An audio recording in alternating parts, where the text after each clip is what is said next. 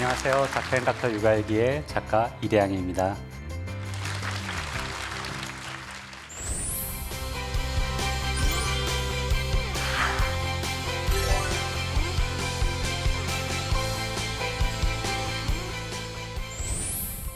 지난 1강에 이어서 굿TV 멘토링 코리아에서 들려드릴 이야기는 창작자로 살아남기라는 주제를 준비해봤습니다.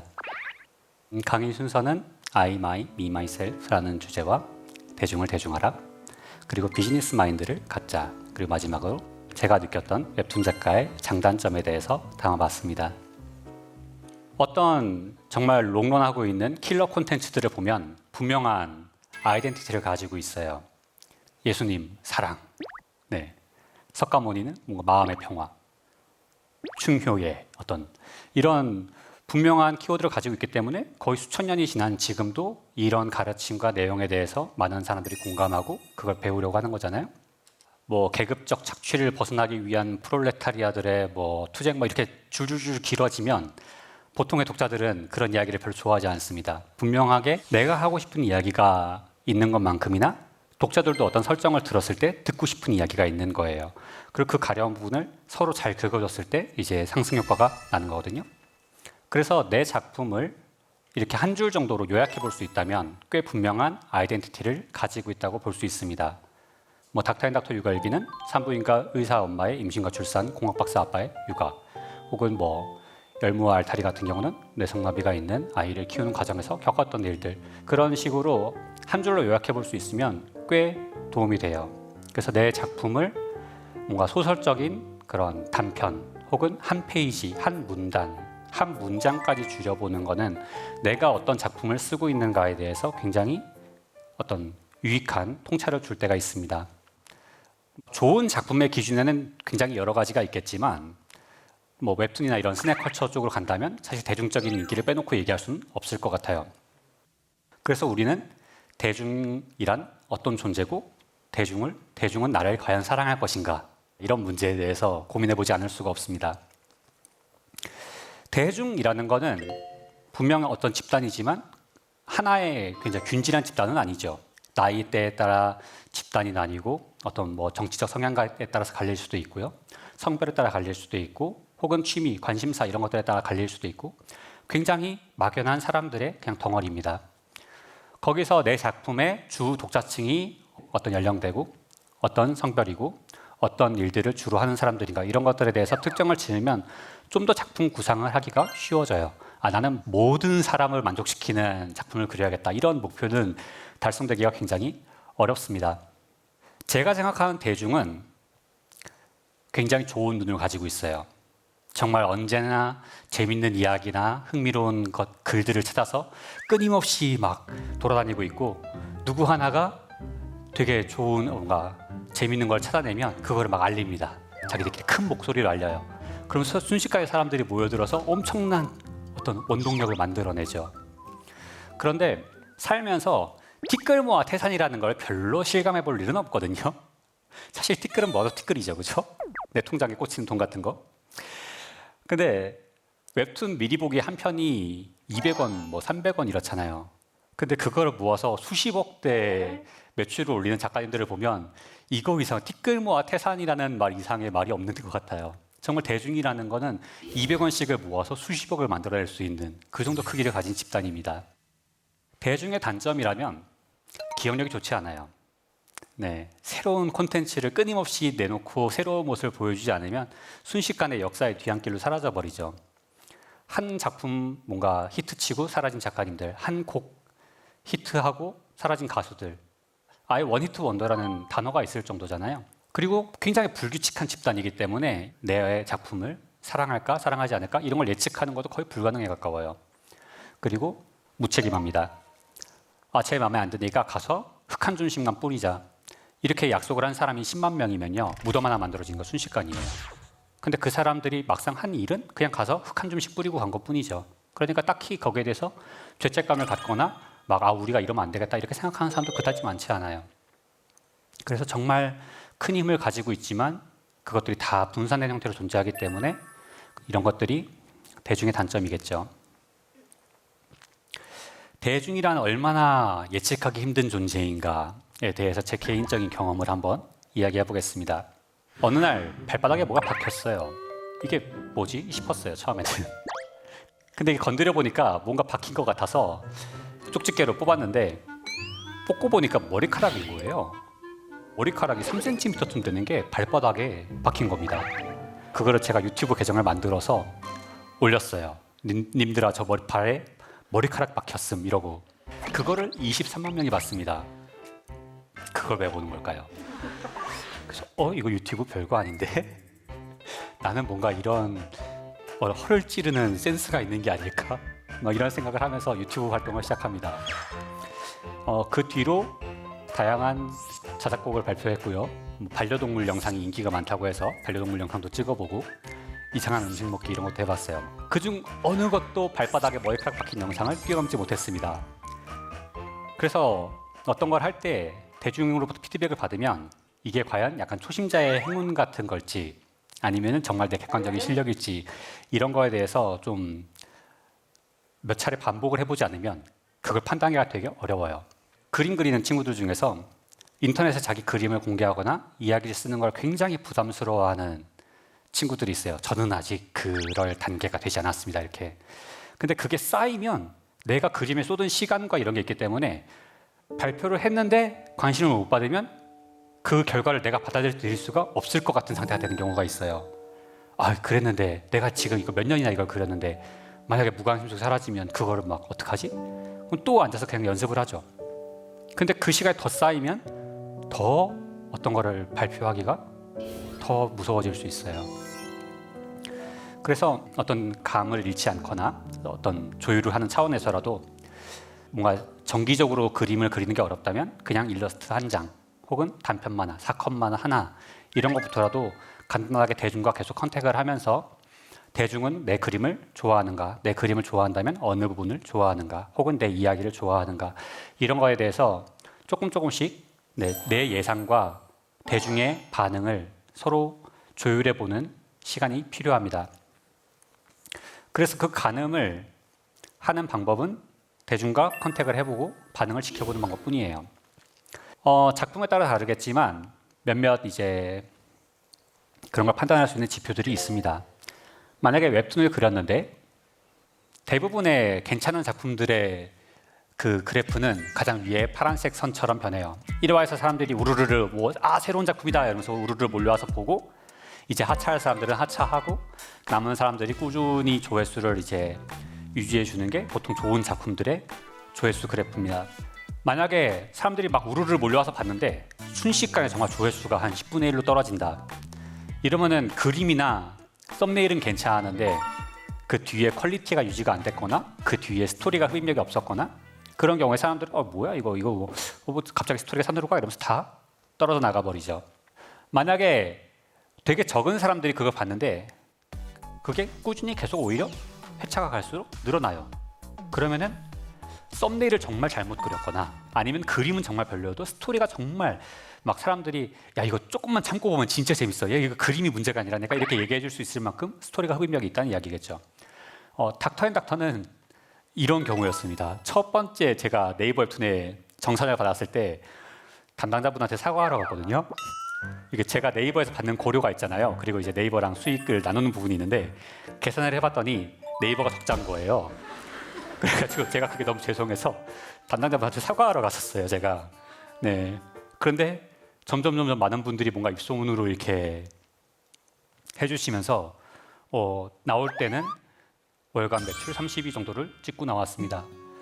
그래서 정말 스토리나 이런 부분에서 강점이 있으면 대중은 어떻게든 막 이 좋은 걸 나 혼자 볼 수 없다 그런 마음으로 이렇게 홍보를 해주셔가지고 조금씩 더 좋은 흐름으로 가게 돼요.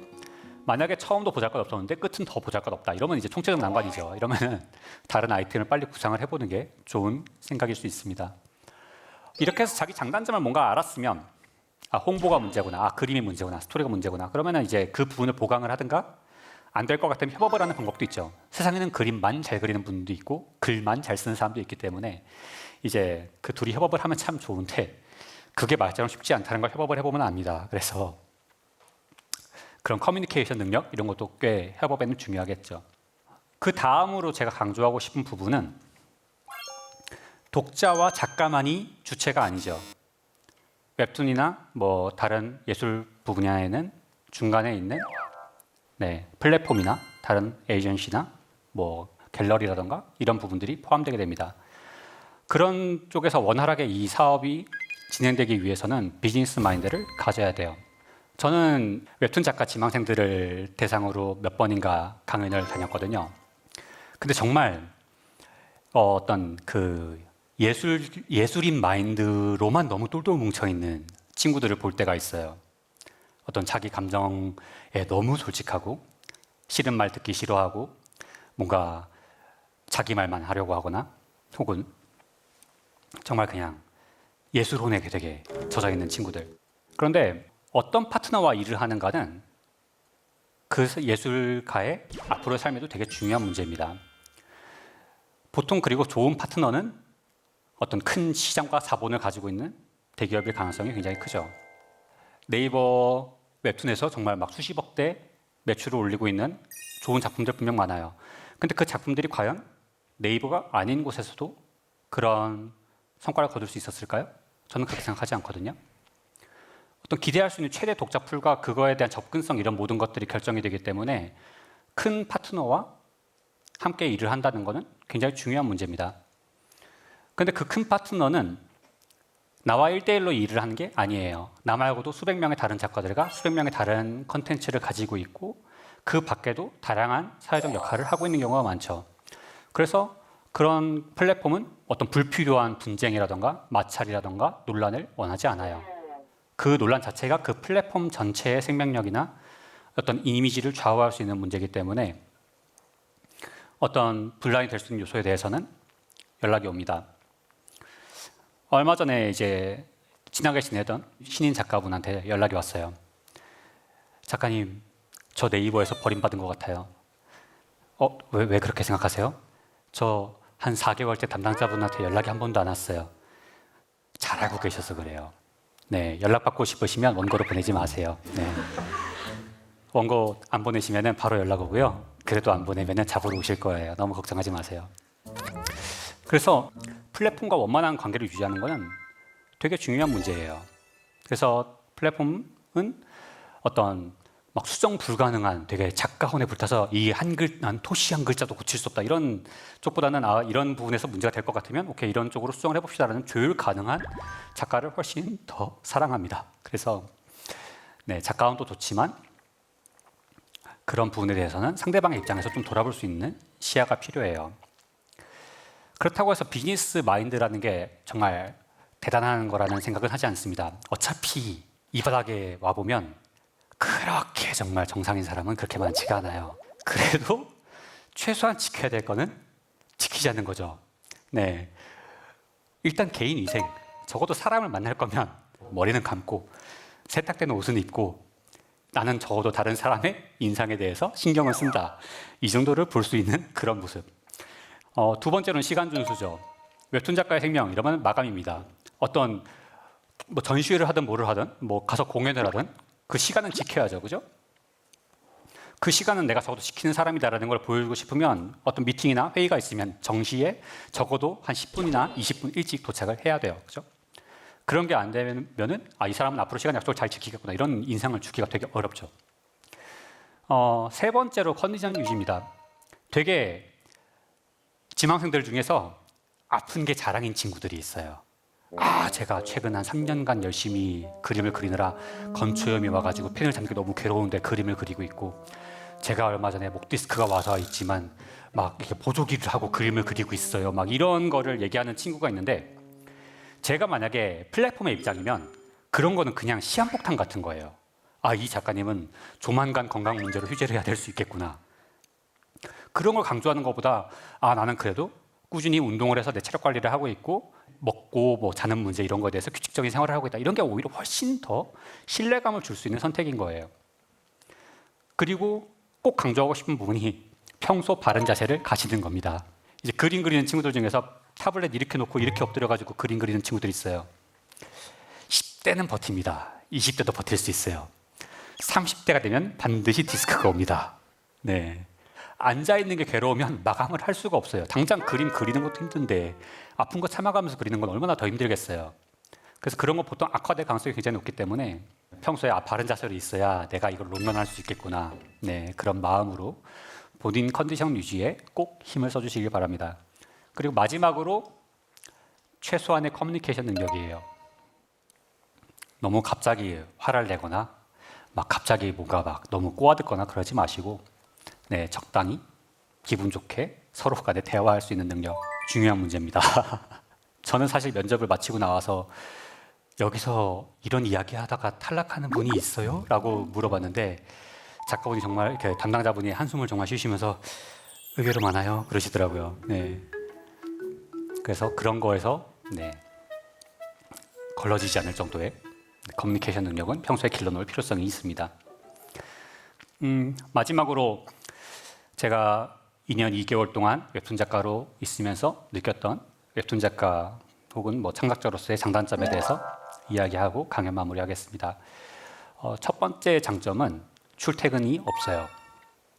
출퇴근이 필요가 없어서 정말 집에서 2층에 있는 작업실까지만 올라가면 그때부터 그냥 출근이고 내려오면 퇴근이죠. 하루에 의외로 한 30분만 출퇴근을 해도 그거를 나가기 위해서 옷 갈아입고 운전하고 이렇게 한 시간이 생각보다 길거든요. 우리가 깨어있는 시간을 생각하면 출퇴근으로 쓰는 시간 비율은 생각보다 굉장히 큽니다. 단점은 출퇴근이 없을 수 있어요. 마감이 안 되면 퇴근이 없습니다. 네, 밤을 새워서라도 시간을 맞춰야 되죠. 두 번째 장점은 저 혼자 일한다는 거예요. 제가 특별히 뭔가 문제가 될 만한 여지를 만들지 않으면 뭐 담당자분한테 연락이 온다든가 그런 일들이 잘 없습니다. 그리고 저 혼자 일을 하니까 뭐 되게 음악 듣고 싶을 때는 음악 크게 틀어놓고 일을 하고 이런 것들을 할 수가 있어요. 그건 저 같은 사람한테는 굉장히 큰 장점이죠. 단점은 혼자 일해야 될 수 있어요. 이게 내가 막 어울리고 뭔가 약간 서로 막 같이 밥 먹으러 가고 이런 거 좋아하는데 혼자 일하고 있으면 우울증 걸리기 딱 좋습니다. 그리고 웹툰은 생각보다 노동량이 상당하기 때문에 어시스트나 이런 사람들이 필요한데 웹툰 매출이나 이런 규모가 너무 안 나오면 어시스트를 쓸 여력이 없어서 그냥 정말 좋든 싫든 혼자 일해야 될 수 있죠. 이런 건 좀 많이 괴로운 상황일 수 있어요. 세 번째로는 큰 꿈을 꿀 수 있습니다. 네이버 막 100억대 매출, 몇십억대 매출 이런 것들은 평범한 뭐 회사 생활 이런 거 하는 분들이 다 도달할 수가 없는 그런 영역이죠. 근데 반대로 모든 작가분들이 그런 생활을 하는 건 아니에요. 그래서 당장 막 순위 몇십위 정도 차이에서 소득이 막 몇 배 내지는 몇십 배 차이가 나기 때문에 그거에 대해서 연연하기 시작하면 이것도 우울증 걸리기 딱 좋습니다. 그래서 막상 난 네이버 웹툰 작가가 됐는데 왜 삶은 나아지지가 않지? 이런 생각에 빠지면 되게 그 생활을 이어가기가 어려워요. 또 창작 자체는 즐거운 일이죠. 뭔가 내 안에 하고 싶은 이야기가 있고 내가 그리고 싶은 그림이 있으니까 사실 그림을 그리는 거예요. 근데 그게 어떤 계기로든 속에서 고갈돼 버리면 그때부터는 창작만큼 괴로운 일도 잘 없습니다. 내가 뭘 그려야 될지 알 수 없을 때, 내가 무슨 이야기를 해야 될지 알 수 없거나 내가 한 이야기가 굉장히 부정적인 평가를 받았을 때 앞으로 어디로 가야 될까? 이런 것들을 고민하기 시작하면 창작은 굉장히 괴로운 일이 되죠. 또 하나의 장점이라면 상대적으로 안전한 작업 환경입니다. 저는 그전까지 대학원에서 나노 입자를 이용해서 초임계 이산화탄소의 계면을 안정화시키는 연구를 하고 있었어요. 몸에 각종 안 좋은 것들과 위험한 것들은 모두 있는 환경이었죠. 화학물질과 고압 장비와 막 이런 것들. 지금은 그런 거에 관련 없이 안전한 환경에서 일을 하고 있습니다. 단점은 계속 앉아서 있기 때문에 고질병 중에 적어도 하나 정도는 가질 확률이 높아요. 치질, 관절염, 디스크, 안구건조. 제가 얼마 전에 눈이 좀 침침해서 안과를 갔는데 노안이 왔다고 하더라고요. 네, 아직 40살도 안 됐는데 보통 이런 고질병 하나 정도는 가질 가능성이 굉장히 높기 때문에 네, 반드시 평소 본인 건강에 신경을 써야 됩니다. 장점 중 또 하나는 되게 다양한 추가 소득이 있다는 거예요. 뭔가 광고라든가 외주라든가 갑자기 미리 보기 소득이 폭발을 하는 쿠키를 굽게 되는 그런 순간이 온다든가 이런 식으로 추가 소득이 생길 때가 많죠. 단점은 소득이 불안정합니다. 아, 다음 달도 이 정도 찍히면 이렇게 하면 되겠다라고 생각하고 카드를 긁었는데 다음 달은 돈이 그만큼 안 들어올 수가 있어요. 소득의 그런 배분에 대해서도 좀 생각을 하고 살아야 돼요. 네, 장점은 예전과는 다르게 지금은 작가라는 직업이 훨씬 더 고평가되고 있죠. 특히나 막 네이버 웹툰 작가입니다 이렇게 하면 어이구 요즘 그게 그렇게 핫하다던데 요즘 되게 유명한 분이신가 봐요. 네, 그렇게 생각해주는 뭔가 좀 사회적인 명성이 있다는 거. 단점이라면 이제 약간 공인과 일반인의 좀 경계적인 그런 입지가 돼서 좀 큰 잘못하면 뉴스에 나올 겁니다. 네, 보통은 안 나올 만한 일도 나올 수가 있는 가능성이 커요. 그리고 무엇보다 제가 사랑하는 가장 큰 장점은 독자와의 교감입니다. 되게 많은 분들이 저를 사랑해 주시고 뭔가 재밌게 봤다, 감동적이었다 이런 피드백을 주시는 거. 단점이라면 악플러와의 교감이죠. 이거를 넘기는 방법이라면 100명 중에 1명은요 이상한 사람이 있을 가능성이 굉장히 커요. 한 100명 중에 5명도 충분히 있을 수 있습니다. 그러니까 괜찮은 말 한 10개 있는데 1개 있을까 말까 하다.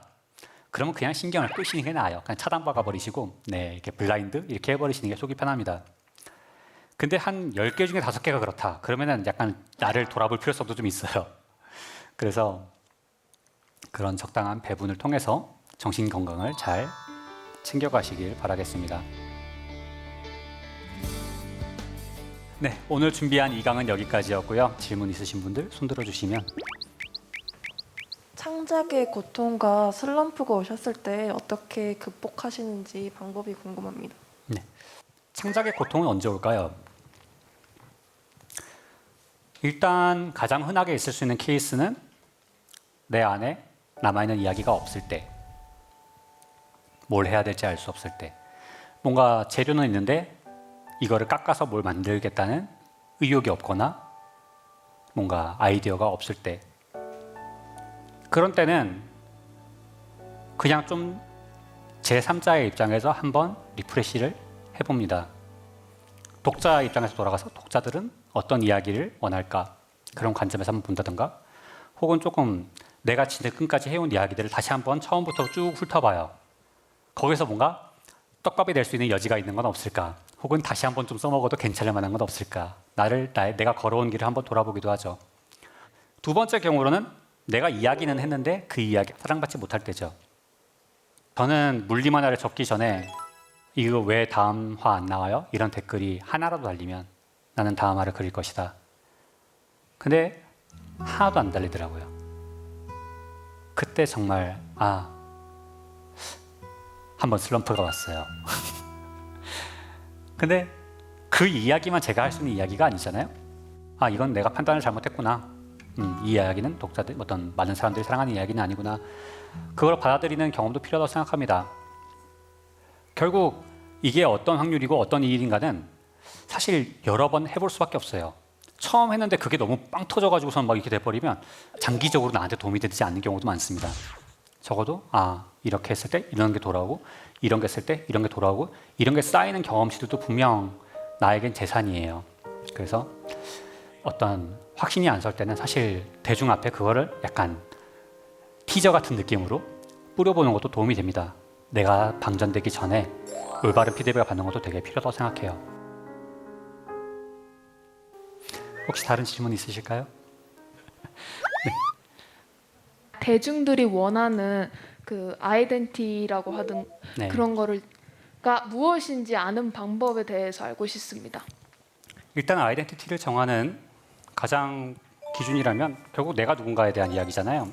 그럼 지금까지 나는 무엇을 했고, 누구를 만났고, 어떤 일을 했고, 내가 생각하는 어떤 정의란 무엇인가, 내가 생각하는 악이란 무엇인가, 그런 것들에 대한 가치관, 그 모든 것들이 나의 아이덴티티를 결정하는 요인이겠죠. 예를 들어서 사형제도를 나는 찬성한다, 사형제도를 반대한다, 이런 것만 해도 그 작품 안에서 되게 가치관 같은 것들이 결정됩니다. 결국 스토리는 어디서 나오는가를 보면요, 스토리는 딜레마에서 나옵니다. 선택을 할 필요가 없는 상황에서는 그냥 살아갈 뿐이죠. 근데 이쪽 편에 붙어야 되나? 저쪽 편에 붙어야 되나? 이런 건 이쪽은 장점이 이렇고, 이쪽은 단점이 이렇고, 이쪽은 장점이 이렇고, 단점은 이런데 나는 여기서 어떤 선택을 해야 되지? 이런 딜레마에서 스토리 분기가 생기고 스토리를 이끌어나갈 힘이 생기는 거거든요. 그거를 등장인물 딱히 바보가 아닌 다음에야 독자가 봤을 때 너무 뻔하게 이걸 선택해야 되는 상황에서 저걸 선택하는 그런 스토리는 되게 공감을 사기가 어려워요. 그래서 그런 딜레마를 만드는 과정도 그렇고 딜레마에서 어떤 선택을 하는지도 그렇고 그건 작가 자체가 가지고 있는 어떤 가치관과 역량의 영향을 받기 때문에 나는 어떤 딜레마일 때 가장 괴로워하는가, 나는 어떤 딜레마에서 어느 게 옳다고 생각하는가, 이런 것들에 대해서도 한 번쯤 알아보는 게 필요하다고 생각합니다. 모든 사람이 막 공학 박사고 모든 사람이 막 산부인과 전문이고 모든 사람이 무슨 뭐 되게 뭐 사연 있는 뭐 그런 삶을 사는 건 아니잖아요. 그런 상황에서 나의 아이덴티티를 확고히 하는 것은 나는 이런 생각을 하는 사람이다라고 생각해요. 그래서 꼭 본인 뭐 정체성을 규정할 수 없더라도 어떤 그런 딜레마와 이런 문제들에 대해서 충분히 고민해 보시는 게 도움이 될 것 같습니다. 네, 오늘 준비한 강연 여기까지였고요. 좋은 자리 마련해 주신 굿TV 멘토링 코리아 여러분 모두 감사드리고 긴 시간 함께 해주신 여러분 모두 감사합니다. 네, 감사합니다.